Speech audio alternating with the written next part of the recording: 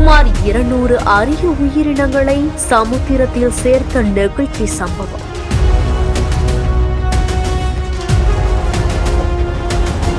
உலக ஆமை பாதுகாப்பு தினத்தை முன்னிட்டு விழிப்புணர்வு நிகழ்வு. சுற்றுலா பயணிகளுடன் சேர்ந்து சமூக பங்களிப்பு.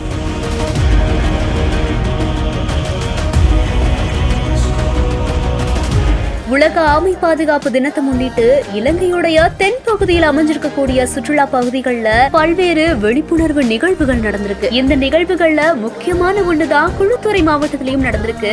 இதுல கிட்டத்தட்ட 200 கடல் ஆமை குஞ்சுகள் பாதுகாப்பான முறையில திக்வெல்ல கடல்ல விடப்பட்டிருக்கு. இந்த ஒரு நிகழ்வு ஒரு பிரபலமான ஒரு தனியார் ஹோட்டல் மூலமா ஏற்பாடு செய்யப்பட்டிருந்ததாகவும் சொல்லப்படுது. இதுல திக்வெல்ல பாதியகம மகா வித்யாலய மாணவர்கள், ஆசிரியர்கள்னு பலருமே இதுல கலந்துக்கவும் செஞ்சிருக்காங்க. இதுல ஸ்டூடெண்ட்ஸ்காகவே ஆமை ஓவியம் காட்சி போட்டின்னு நடத்தப்பட்டிருக்கு. இதுல ஜெயிச்சவங்களுக்கு பரிசுகளுமே கொடுக்கப்பட்டிருக்கு. குழந்தைகளுக்கு மட்டும் இல்லாம அங்க வரக்கூடிய சுற்றுலா பயணிகளுக்குமே இது ஒரு வித்தியாசமான ஒரு எக்ஸ்பீரியன்ஸாவும் இருந்திருக்கு. அங்க வெளிநாட்டு சுற்றுலா பயணிகளுமே ரொம்ப ஆர்வத்தோட இதுல கலந்துக்கவும் செஞ்சிருக்காங்க. இந்த நிகழ்வுல வனவிலங்கு பாதுகாப்பு அதிகாரிகள், பல்வேறு தன்னார்வ அமைப்புகள் எல்லாமே சேர்ந்து கலந்துக்கவும் செஞ்சிருக்காங்க.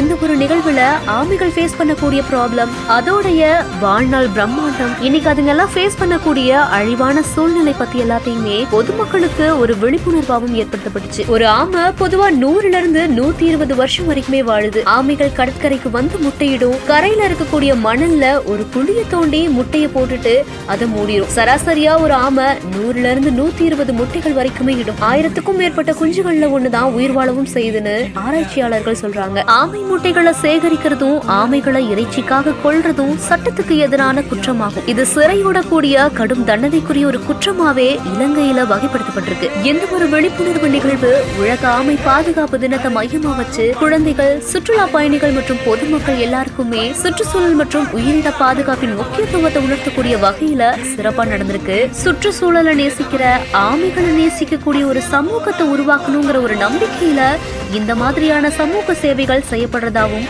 சுற்றுலாத்துறையில ஈடுபட்டவங்க சொல்லியிருக்காங்க. இந்த செய்தி குறித்த உங்களுடைய கருத்துக்களை கீழே கமெண்ட்ஸ்ல சொல்லுங்க. மேலும் செய்திகளுக்கு நம்ம பிஹைண்ட் ஃபாலோ பண்ணிக்கோங்க.